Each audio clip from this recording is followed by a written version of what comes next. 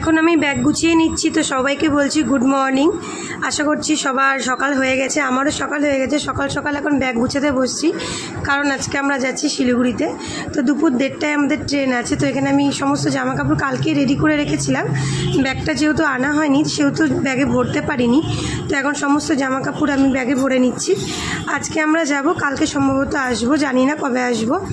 তো এখানে আমি ব্যাগটা এখন গুছিয়ে নিচ্ছি। জামা কাপড় অল্পই নিচ্ছি, বেশি নিচ্ছি না। আমার জন্য 2 সেট নিয়েছি, আর ওর জন্য 2 সেট নিয়েছি, আর মেয়ের জন্য বেশি করে নিচ্ছি, কারণ মেয়ে তো ছোটো, মেয়ের একটু বেশি জামা কাপড় লাগে। তার জন্য এখানে মেয়েরই বেশি জামা কাপড় নিয়েছি। আর আমার বললামই তো 2টা নিয়েছি, আর ওরও 2টা, মানে আমার হাজব্যান্ডের 2টা নিয়েছি। তো ব্যাস এটুকুই। আর মেয়ের জন্য একটু খাবার দাবার নিচ্ছি, টুকিটাকি জিনিস নিচ্ছি। এই নিয়েই যাচ্ছি আজকে শিলিগুড়ি। জানি না শিলিগুড়ি কখন পৌঁছাবো। দুপুর 1:30টায় ট্রেন আছে, ট্রেনে রওনা হবো এখান থেকে। কখন পৌঁছাবো জানি না। তো আগে তো রওনা তো হই, তারপর দেখা যায় কখন পৌঁছে যাই। আর এখন সকাল সকাল ঘুম থেকে তো উঠে পড়েছি, চাও খেয়ে নিয়েছি। তো আজকে ভাবছি বেশি কিছু রান্না করবো না, মাছের ঝোল ভাত আর পটল পোস্ত করে দিয়ে একটু ভাত খেয়ে সবাই মিলে চলে যাবো আজকে শিলিগুড়ি। তো একটু কাজ আছে জন্য শিলিগুড়ি যেতে হচ্ছে আমাদেরকে।